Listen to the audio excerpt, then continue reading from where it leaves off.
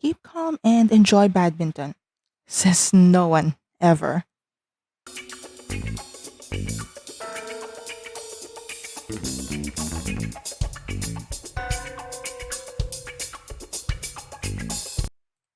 First episode, and we're already torturing the main characters. We are off to a good start. Any character worth his or her salt would know that there's satisfaction in putting a character through the ringer until they break down, then slowly and painfully building them up and putting them back together.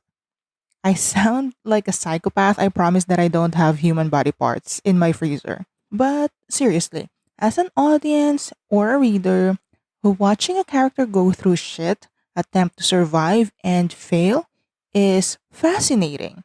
Or is that just me? I'm pretty sure it's not just me. Hi again, my name is Nemo-chan. Welcome back to my channel, or if you're first time here, welcome. My name is Nemo-chan. This is where I complain about a lot of things, mostly the gay shit that I watch. So give me some validation, subscribe, like this video, share it to someone else so that you can waste, I don't know, an hour of their time. Most probably it's going to be that long. So let's back up a little bit with last Twilight. This will be the first time I'll be seeing Jimmy C together. I actually never seen C in a series, but of course I knew Jimmy from Bad Buddy. But I really waited for this one. Not only is it from P off, the feedbacks are really good. Like everyone was talking about it and going crazy about it. I know it will be melodramatic, so I waited until the last episode to binge watch it, and I watched it quite a few times at this point. C's visual is not my preference, but I really love C in this one.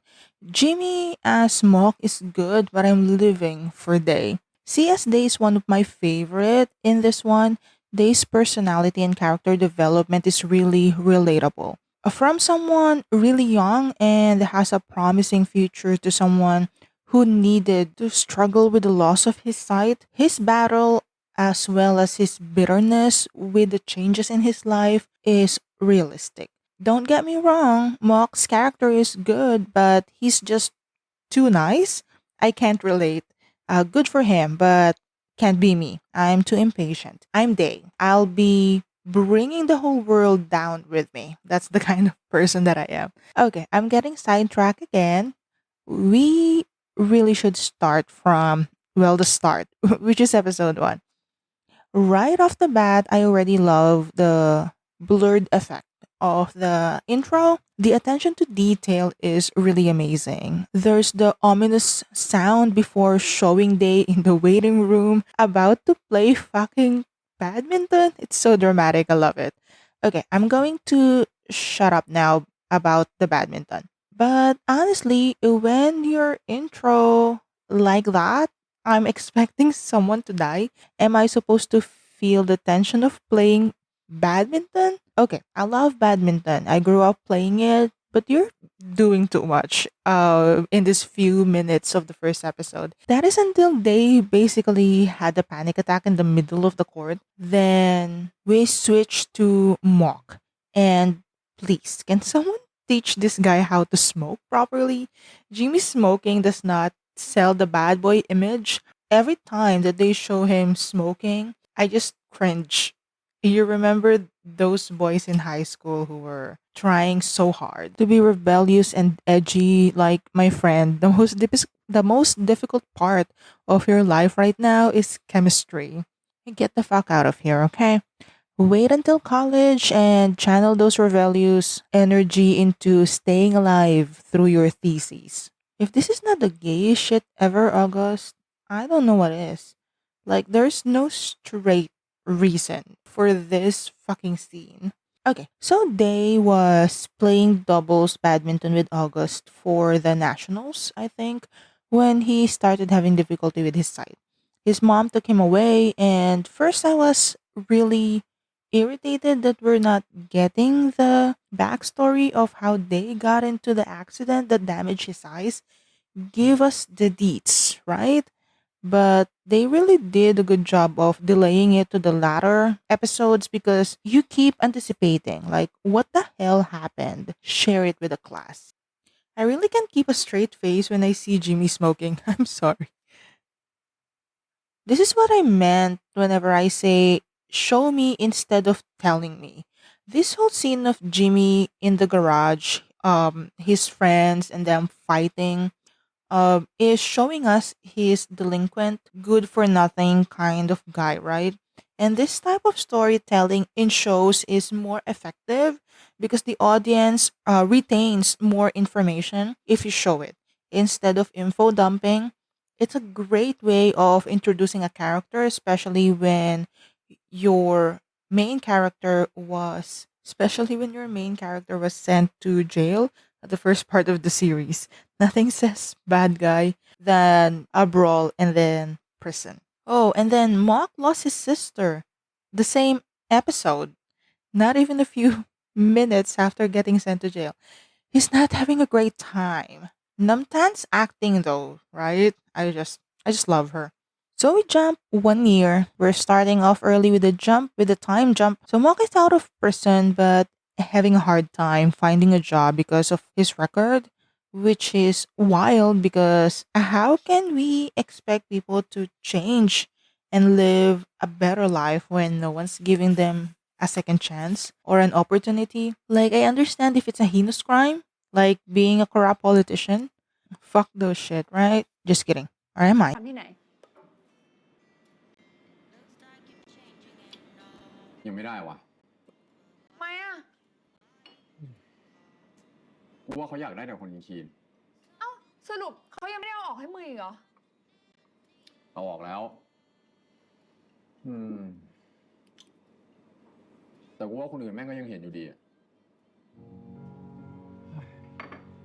Mock obviously has a lot of unresolved feelings about his sister's death. He's blaming wrong and the guilt for himself as well.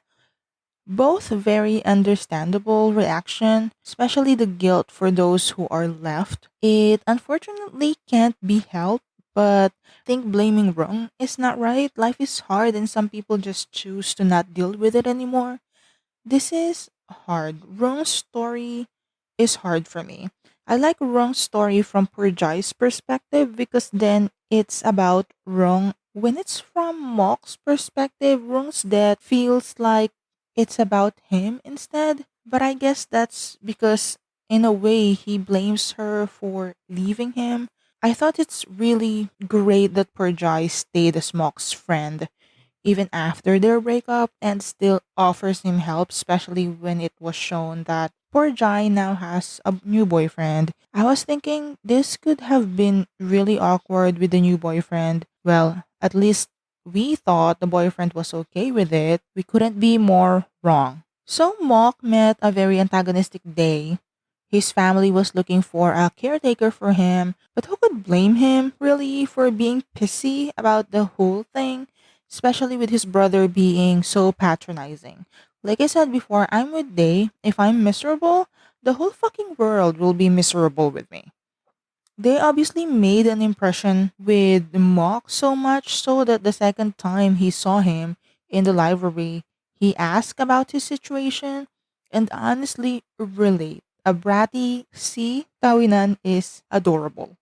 But unfortunately, Knight does not agree with this, and he finally blew up at his brother. Could he have done it at a better place? Yes, definitely. A better place than the middle of a road with oncoming traffic. They've been pushing, and Knight has had enough. He did regret it immediately, obviously. Mox saw Day struggling on the streets and took Day with him. And at the end of the first episode, Mock decided to take the job as Day's home aide. Of course, in hindsight, we know why Day is lashing out at Night, but either way, I feel for Night. Day is having a hard time for sure. Like I said, I relate to Day so much. When I'm hurt, I have two modes of reaction. Either I shut down or lash out. Day and I, same page. But Knight's life had also been appended with Day's accident. even though he is the older brother. This is honestly too much responsibility for him. And with Day being such an ungrateful brat, and he's obviously been like this for a year, for the last year. Knight's obviously more patient than me. So they hired Mock probably to just get both Knight and his mom off his back, but he obviously does not want him there. And Mock is just lost, does not know what he's supposed to be doing. This is not exactly the job that he's familiar with. And Day's mom is not exactly very informative or very welcoming, and Day himself is dismissive. But Mock's determined to, if nothing else, he's very determined to get to Day. He's patient and he pushes back when Day pushes him away. There's, of course, a few hiccups, but I love that he's trying to see things in Day's perspective. And I think that patience and acceptance is what made Day finally open up to Mock, and probably the fish sleepers as well. I love those ones. I've checked how much they are, but I think the shipping fee is going to be more expensive than the actual product, so I didn't buy them. If a guy gave a pair of those to me, well, no, never mind. I'm not that shallow. Or am I? One of the best things about The Last Twilight is their attention to small details, especially in relation to Day's deteriorating sight. Mock assisting him, and small details like Day's expression, Mock giving him details about their surrounding whenever he's assisting Day to walk or move around, especially outside. It makes it feel more realistic. We know as audience that they are going to end up together, of course. Spoiler alert in case you haven't figured that out. But I always love the setup that there's nothing romantic between them at first. There's a bit of antagonism because of how they met, but Mock is such a good guy that when he saw Day in trouble, there was no question.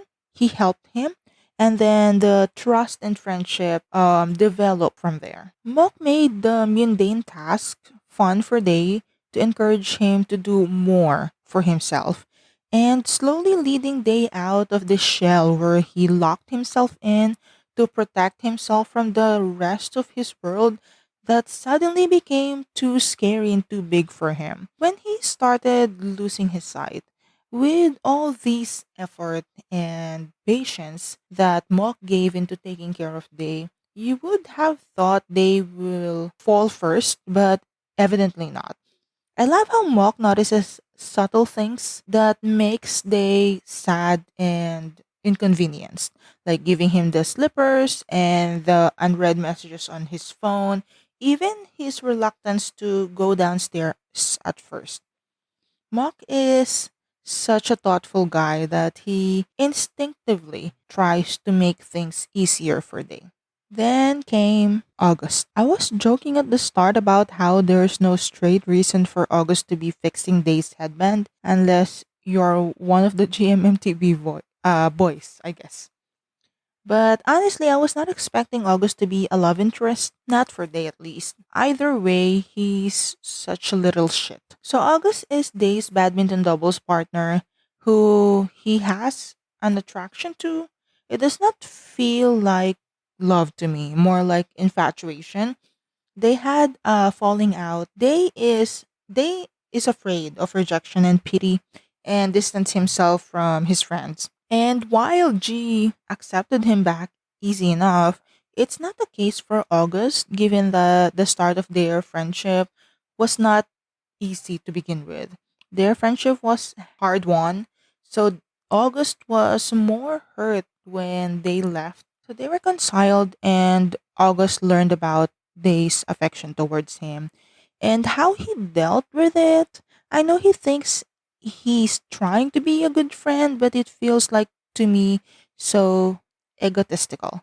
Egotistical in a way that he thinks he's doing something noble for Day, that he's somehow going out of his way to spend time with Day, and this is very insulting on Day's part. Like August is belittling his feelings, So it's a good thing August left because I would have kicked him out myself. Then there's Poor Jai. Next today, Poor Jai is my favorite character. At first, I thought, is she going to be a problem? Mock's really close to her even after they break up, and she broke up with her current boyfriend. Which, by the way, good one on Mock for punching that guy. He should have broke something, like an arm, or better yet, his cock. Moving on. So when Parjai moved in with Mock and she revealed that she's pregnant, I was worried they will make her a complication in Mock and Day's relationship because BL has a tendency to villainize the female character, which I hate so much. Best example of that is Together With Me. The female characters there are portrayed in such a bad light, and I hate it. Okay, going back to Porjai, she's such a strong character, and Namtan's portrayal of her is so good. I love how she calls out and teases Mok and Day, and the boyfriend, honestly, jail, straight to jail. And I cried so much from her scenes as well. Her revealing that she's pregnant to Mok and then her giving birth as well as her wedding. Those are the best scenes, I think. Where was I? So August left and poor Jai is not an issue because she even knows Mok likes Day, though she discouraged Mok to confess to Day because Day's his boss, technically, which is fair. Kinda agree.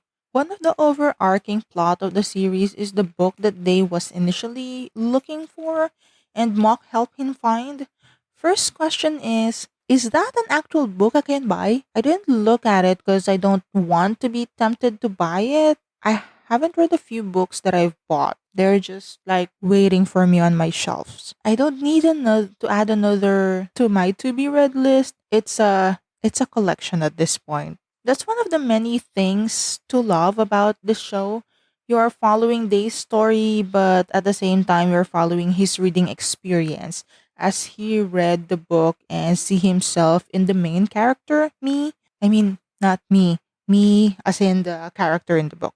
Never mind, you know what I mean. The fact that the copy of the book that they had does not have an ending is not a very subtle way of telling us, the audience, that Day's story would be making his own ending to his story. It should have also clued me in that P-Off will be giving a delayed ending in the fucking time jump on to episode 12. So one of my favorite episodes is episode 3 where Mock took Day to his college and they went to the second-hand bookshop. The tension and Jimmy's wondering eyes. I mean, Mock, where are your eyes going? And then was it the next episode? It's Day's turn to be creepy, sneaking a closer look at Mock's face while the guy was sleeping. Well, we know he's not sleeping. If that's real life and the guy is not a good looking as C, jail, or at the very least, restraining order. So all of this development was halted when August came back into the picture. Mock stepped back to give way to Day's happiness, but of course August fucked it up and Mock's not going to have that. Mock swept him away from August and of course tries to comfort him and as he always does. And Mock and Day had their first kiss on the rooftop because gays and rooftops, am I right? It's the queer dream, apparently. I wouldn't know. But seriously, I think that the kiss happened at a very inappropriate moment. It's sweet, but they was very emotionally vulnerable. Mock could have found a better way to comfort and reassure Day without going in on the offense. I would have appreciated if Mock put his own agendas on the shelf and give this moment for Day to have his heartbreak. Like let him feel and just be there instead of introducing another complication because they did not have time to fully process and debrief from what August did before he's now dealing with another complication of Mock confessing for him or confessing to him. I know it's not exactly surprising. I think that they had some idea especially the day before the birthday surprise, right? I think thought we're going to the romantic direction already at that point. Or at least he's expecting Mock to go there. Then the birthday surprise with August came, and all of that expectation was thrown out. I was hoping they would have time to recalibrate, yes, engineering terms, because nothing is more gay than engineering. Hold on, where was I? I was hoping there's at least one episode that Mock hold off. Let they process, and then we can direct the relationship to a more romantic route. But no, Mock said no rest for the wicked.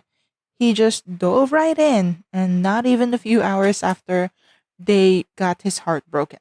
So I kind of like that they said no initially, like set his boundaries. Mock pursuing him was supposed to be sweet and romantic, but all I can think was calm the fuck down, my dude. But not gonna lie, I would have preferred if Mock gave August just a little punch in the face for good measures. Just a farewell gift, just a little bump of the fist straight to the face. It's not going to resolve anything, but it would satisfy me. So they got a somewhat of a closure a day or two after. I don't understand the timeline or how time flows in these shows. The timeline is not timing most of the time in BL, unless it's a time jump. Then that's always very clear. So August left, good riddance. Now we can course correct. I still think Mock is rushing, but what do I know, right? So they rejected Mock because of his brash, bad boy image, which honestly does not compute. I know Day's eyesight is fading, but August is the definition of brash, my love. So I don't know what you're on about, preferring nice men or warm, nice men. August is not nice. They, are we talking about the same person? Like, explain this to me. Going back, so he rejected Mock but won't let him resign, which Mock takes as an opportunity, an encouragement. But like I said, Mock calmed the fact down. The guy just had his heart broken. So throughout episode 7, they're in this push and pull stage where, like, are we on or are we not?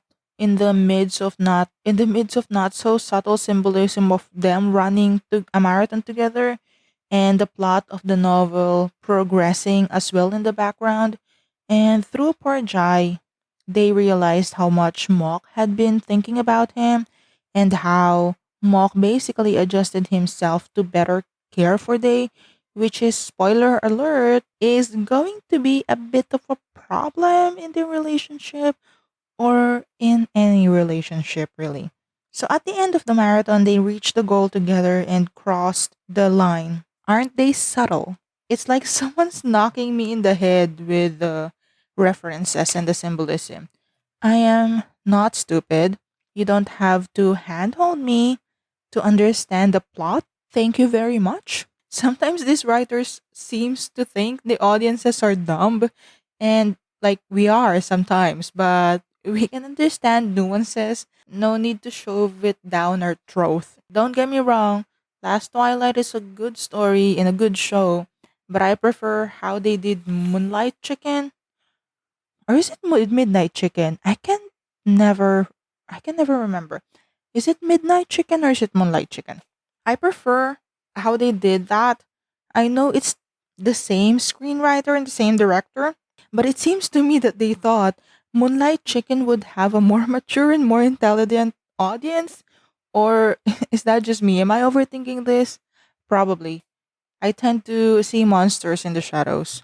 Moving on, they finally gave in and accepted Mock to boyfriends because everyone knows it's not a real relationship unless there's labels. But we can't have a happy main character halfway through the series. Like, no way. So Day's eyesight deteriorated, and still, there's no hope of a donor anytime soon. And life started to be more urgent for him. He wanted to live more and live outside the safety of his mom and their home. And a great opportunity presented itself when one of his friend, um how do you say his name? On Aon, who is also blind, invited them to his hometown, or was it his girlfriend's hometown for his wedding? But it's not going to be that easy with Mama Bear because Mama Bear. Like, I'm a mom, so I honestly can't understand the lack of urgency in Day's mother, especially after the doctor gave a time limit of a few months and they will be totally blind. Like, I'm a bit obsessed about planning and routine, so anything on short notice will drive me bonkers. But you can bet your ass that if my kids desperately wanted to do something, I will drop everything and arrange for it. So, not to shade Mama Bear, but you're a terrible mom. I understand her other concerns, why she's strict and a bit controlling. Like, she's out of her depth as well. What I can't understand is her constant absence, which is also a good time to go back to Day and Night's relationship. Their mother's constant absence leaves Night to take over and take responsibility, which is sure fair enough. He's the older brother. But Mama Bear should know there's tension between the brothers because of the accident. Because, spoiler alert, they blames Night for his blindness. If you want the details, watch the fucking series. I'm not going to hold your hand through all the details. Okay, so Night and Day, Mama Bear should have facilitated the resolution for this conflict between her sons. Instead, she's leaving Night to take care of Day, which obviously makes Dave feel very uncomfortable and resentful. Night is obviously trying to give and make amends because he also blames himself so much, but they're not talking. They're being very passive aggressive towards each other, especially Day, and it stresses me out. I would prefer shouting and outright argument, honestly. I mean, not in my personal life, I mean, on the show. I can also be very passive aggressive. It's a skill. It's a learned skill. So Knight, wanting to do something for Day, was able to convince Mama Bear to let Day go and he will supervise. And this the moment that I truly did not like Day. That he was so antagonistic towards his brother. He and Mock left him during the travel. And I don't like that Mock supported him. He should have called out Day. I know I joke about bringing down the rest of the world with you, but I truly believe that it's not an excuse that your life is going down to be a piece of shit. Like, it's just not. And before anyone comes after me, I'm not saying Day is not entitled to his feelings. I know he feels like Knight is taking advantage of the situation to be the preferred son, which just goes to show that what kind of parenting Mama Bear had been doing for Day to think that he's the favored son and that Knight would need to do something or do anything to be the favorite. Cutting off Knight makes him feel better, makes him comfortable. I'm all for it. That being said, going after your brother and constantly attacking him verbally is not okay. So Mock and Day left Knight and continued to where the wedding venue will be. Of course, this is the obligatory out of town beach episode. Cross out your bingo cards, people. We should really play bingo cards while watching a BL series. That would be a great idea. This hometown just happened to be not only where Day's family came from, it's also near the location of the novel that they were reading. What a coincidence. Sorry, just kidding. Day's dad showed up because Knight told him where they would be, and I'm sure there are better places to do this confrontation than someone else's wedding? Question mark. I'm just saying, rude. This conversation is probably overdue, like it's a long time coming. And Papa Bear gave Day an insight into Knight's struggle because of guilt. But I got a question. Papa Bear never approached his sons until Knight contacted him and asking for support. Like, okay, dad, Mama Bear and Papa Bear needs to get their priorities straight. They're not parenting their kids right. I know they say parents always have a favorite, and I have two daughters, and I don't prefer one over the other. Like I find them equally irritating. And while we're on this wedding, the bride's guy friend, I forgot his name. I honestly thought he's checking out Mock. Is that just me who got that vibe? They should have told him to play it down a bit, maybe just a little bit, because it's giving I wanna eat your ass. Oh, I'm going to keep quiet now.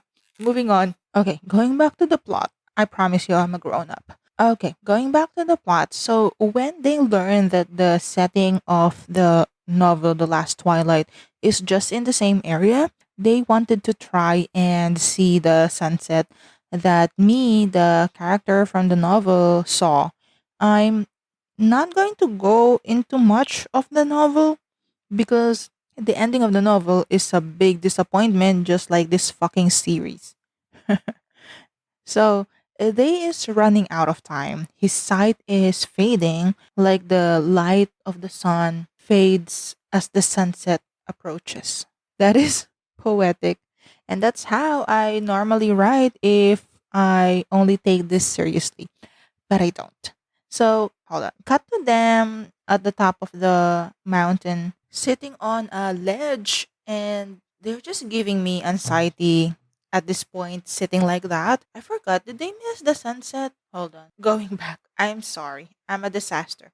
So, they got lost because they did touristy stuff first before heading directly to where they were supposed to be going, so that in case they got lost, you have time to figure it out. But no one's planning in the show. Everyone's spontaneous. Anyway, so they had their first night together in this bed and breakfast in the middle of nowhere. And my question is, who brought the supplies? Did they ask someone else to buy it, or is Mock just always ready? These are the important questions. These kids should learn from A, like Saint from Love by Chance. You gotta prepare yourself. You gotta clean up down there. Oh god, I forgot this part where they tore up the book. Like, my heart broke for the book. Okay, I'll stop rambling now. Going back to the ledge. The view unfortunately does not live up to the expectation, which I'm kinda expecting. This book is a fictionalized recounting of the author's experience, and other people will experience the sunset a different way, even if they go to the same place, like the same location at the same exact moment, because our circumstances and our mindset affect how we experience things. The last scene on episode 9 fucking destroyed me.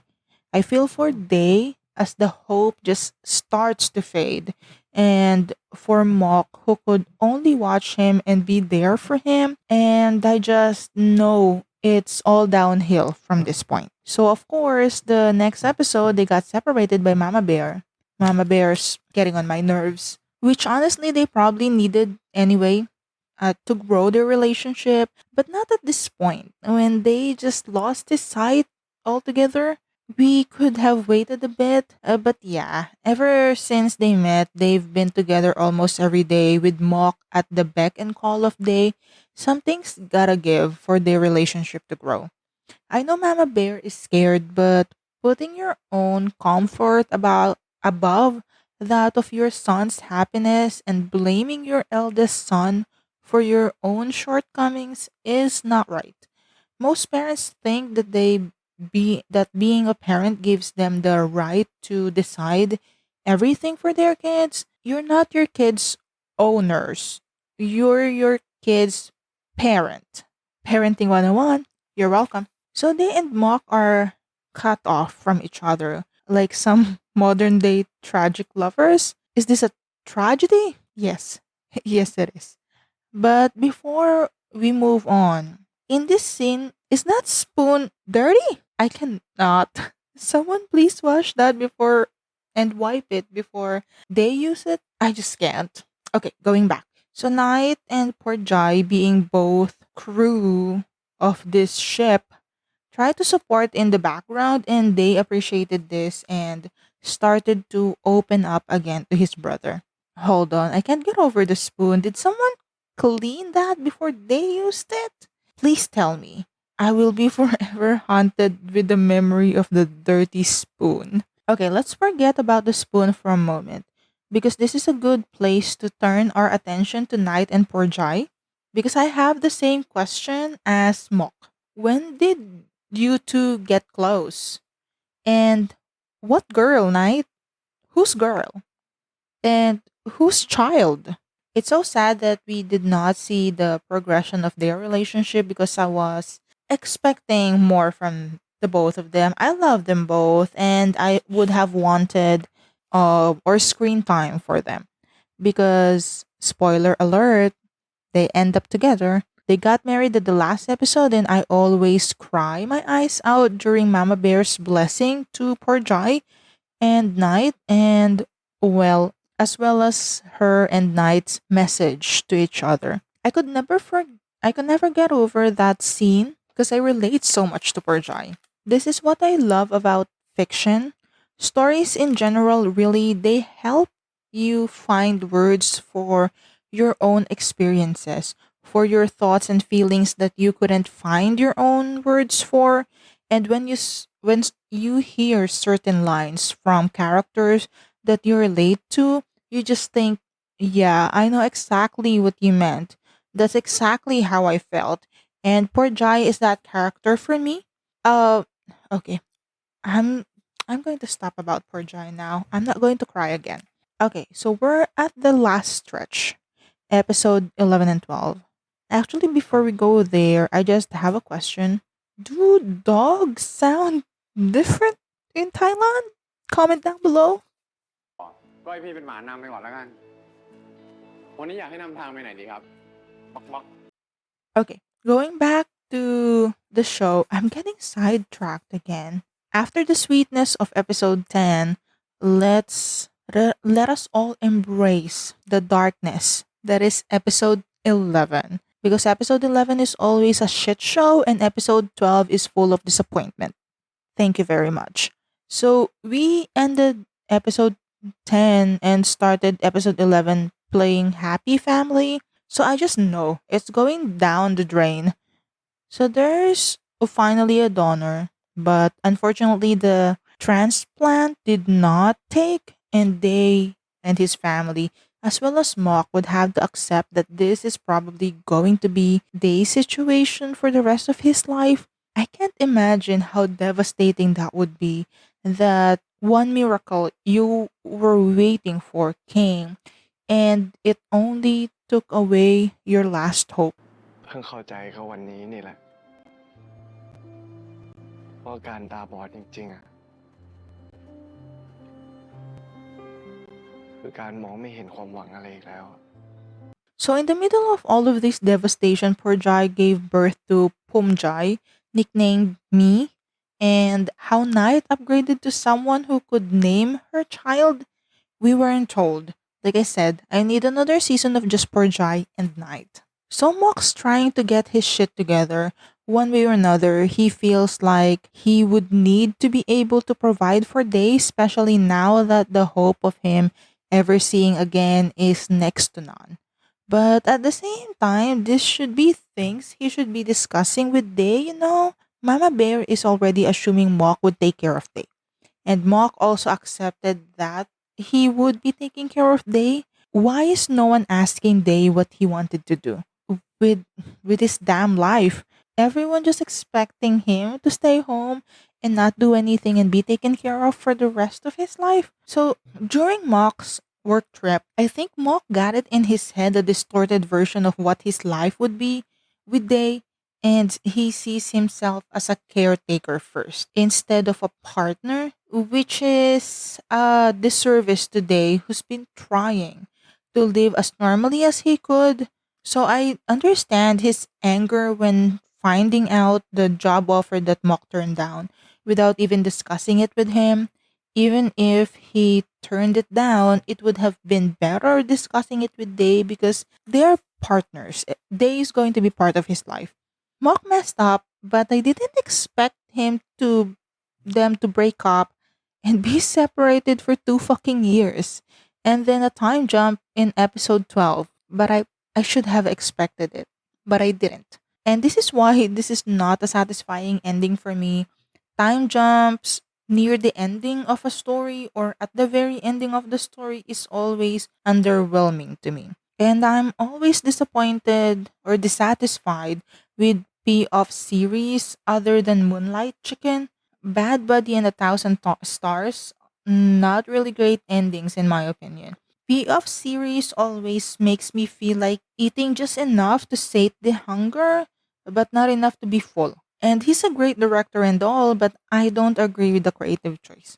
It's just a preference for me. Nevertheless, episode 12 has some great moments for me. P of's cameo and Night and Porjai's wedding ceremony. Okay, so I've been rambling too long. I don't know how long this fucking video is going to be, but tell me what you think about time jumps. Do you like them? Do you not like them? Comment down below. If you don't know what to comment, just comment the sun emoji. And drink your water. That's it for me. Until next time. Bye bye.